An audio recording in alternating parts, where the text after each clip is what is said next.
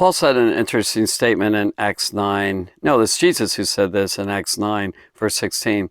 He says about Paul to the disciple, the follower of Jesus named Ananias, he says, "For I will show him," Paul, "how great things he must suffer for my name's sake."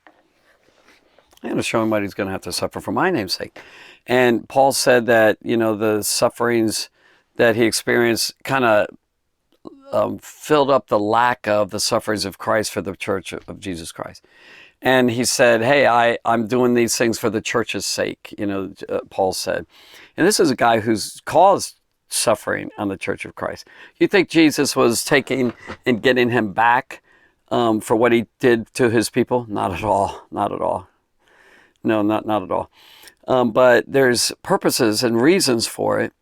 And then I would like to suggest something, kind of spin off into something to kind of consider, that those who go through these sufferings and abuse and all that are sort of, and it's not going to be maybe accurate, but are sort of chosen ones, and they're favored of God. It sounds just opposite that you would think we would say the favored ones don't go through anything. They've got everything really sweet and nice, and they're bubbled and protected and hedged in. There's a hedge about them.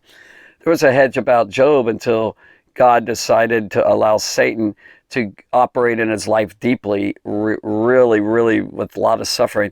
There was a hedge about there until God allowed the hedge to go down and Satan jumped on it, like bees on honey.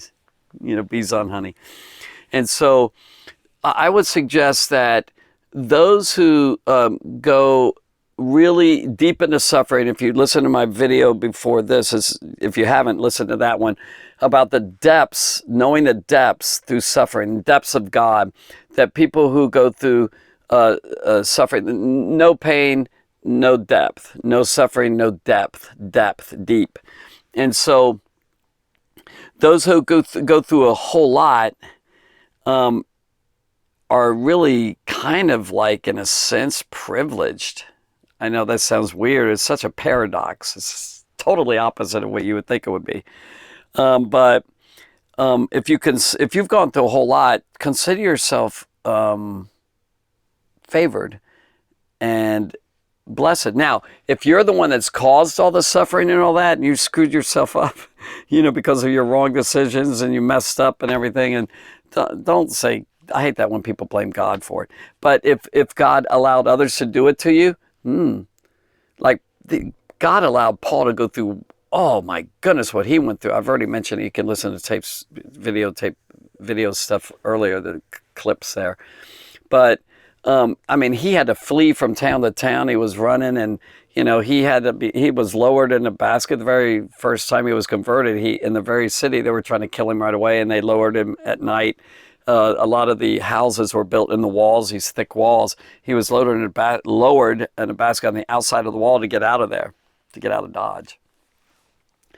So I'm just suggesting that people who go through a lot, God must think something of them in a sense to allow them to go through that. And by the way, He's not going to allow anyone to go through something that they can't handle. Period. It says that in 1 Corinthians chapter 10. For God, as He say, God is faithful, who will not allow anything to go, a person. See, it says there's no temptation taken but such as common to man. But God is faithful and not allow someone to go through something that they can't handle, or that they can bear it. They are able to handle and endure it. And he that endures to the end shall be saved. So people who go through a horrible stuff as a child, or through their teens years, or through all sorts of stuff, is a candidate for not only depth, but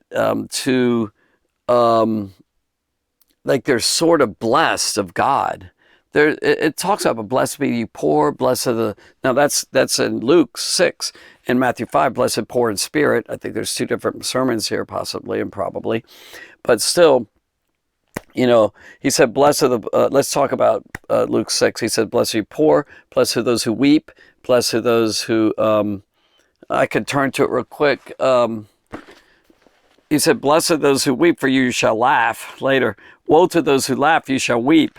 That whole passage there, blessed are the, let me turn to it real quick. Oh, I love this passage. He said, blessed be you poor, for yours is the kingdom of heaven. Blessed are you hunger. That's why I couldn't think of it for a second. Those who go through hunger, blessed are you. Blessed? I don't feel blessed. I feel cursed. No, you're not getting it. You're not getting it. Get it straight. You're blessed. You're favored by God. God's chosen you. And to allow you to go through a lot of neglect or this or that or whatever. Blessed, in other words, highly favored. People don't realize how prospered you are. God likes you, and they say, how can he like me? Let me go through this, But he trusts you. See, there's a trust thing here. If you allow it to be trusted, and then you don't trust God and you shake your fist at God, you screwed up. He has some wonderful stuff ahead for you. And you just really messed up because you just didn't get it. And I think there's wisdom in all this. If you can get it, you'll go, okay, I got it. I accept it. I accept that I've gone through this. Even though I understand all the workings of why God, the why of God, that's a big question of Job. That's a big question all the way from the beginning of Adam and Eve. Why did God allow all that? Wonderful stuff. Blessed are you hunger, for you shall be filled. Blessed are you weep now, for you shall laugh. Blessed are those when men shall hate you, and when they shall separate you for the company. This is all abusive. And they shall reproach you, and cast your name as evil. I did this out of the NIV version one time. I like to do this kind of remembering things. H-E-I-R, you inherit this. This is an inheritance that Christians give. By the way, Jesus said that if the world hates me, it'll hate you. You're going to be persecuted. He warned them over and over. You're going to be persecuted. They're going to put you before kings. You're going to be killed, a lot of you. And there's been millions of Christians killed all across the ages. It's still happening today. But he said, blessed are you that people hate you. This is an inheritance. You're an heir of this. H-E-I-R. Hate you, exclude you from the company, insult you, and reproach. That just all of that for my name's sake. Everything's about Jesus, and that's the thing. Everything's really about Jesus here. Even the things that have nothing to do with Christianity, nothing to do with persecution, just plain human life. Life sucks, a lot of times. It's really horrible. But the benefits of it, if you allow it to happen, if you turn it over to God, God can take a universe and make chaos into beauty. He can take your life, which is a mess, and your emotions are a mess, and you're a mess, and he can turn it around and make it something beautiful and sweet for the earth. And you can become a true blessing to people. Bless people, bless others. Curse people don't do anything but go around cursing others. Misery begets misery. So if you can take this and accept what you've gone through and let God change your character in it, please listen to the last video.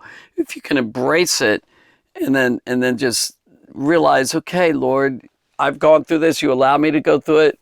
Work in me what you want. Yeah, it's good. A sheep, a little lamb, will get by a lot more while they're being sheared if they just sit still and let the shepherd take the wool off. But if it's wiggling and struggling, cut, sit still. I'm trying to get the wool. And then he wants to get the wool off of your eyes. He wants you to get it. He wants you to see. You got the wool over your eyes. He wants to cut that wool off so you can see the sweet benefits and the privilege of going through suffering. I mean, this is paradoxical, no doubt. It's really interesting stuff. But nevertheless, there's beauty in suffering. Now, God ultimately doesn't want us to suffer, but he's using it for his purposes to conform us into the image of Jesus. That's right. By the way, that passage, it just dawned on me in Romans 8, where it says, then he did foreknow, he predestinated, he's called him, foreknew, and then he says, that whole thing. And all things work together for good. That's right around there. He talked about the groanings and the sufferings of the world. The creations are going through sufferings. He's combining suffering with purposes to be conformed to the image of Christ. He says, likewise, the Spirit helps our weaknesses, for we know not what we should pray for as we ought, but the Spirit Himself maketh intercession for us with groanings which cannot be uttered, groanings, pains, suffering, and prayer, and all this stuff. And then He says all things work together for good. And then it says, the whole purpose is to conform you into the image of Jesus. Then be predestinated to be conformed to the image of Jesus. Read that passage. And then He also says, I reckon that the sufferings of this present time are not worthy to be compared to the glories which shall be revealed in us, as verses before that. And then he goes on, see the whole Romans 8. See, this is actually scattered throughout all the Bible. He says, Romans 8, later he says, for nothing shall separate us from the love of God, neither death, nor life, nor death, nor principalities, nor powers, nor things present, nor things to come. In the passage, verses right before that, tribulation, distress, anguish, yea, we are persecuted for your sake the whole day long. That whole passage right in there. And then he says, if God be for us, who can be against us? Who is he that condemns? It is Christ that died. Yea, that is risen again. God justifies us. Just that whole sweet passage, it's woven in there. God wove in suffering and all the way through the Bible. And He also wants to take the dark spots in your life, the dark times in your life, and the things that you've gone through, and He wants to weave a beautiful pattern. It's like He's the weaver and He's making a big Afghan or something. And then you stand back. When you look back and you stand before God and you go, oh, I get it now. That's why you did that. That's why you allowed that horrible stuff. And in the middle of it, God's pained with you way infinitely more than you can imagine.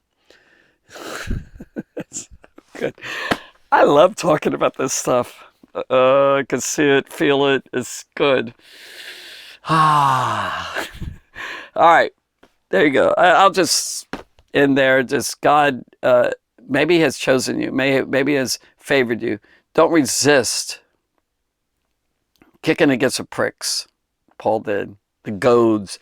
So don't resist. Let Jesus do what He wants in you. Amen? Thanks for listening.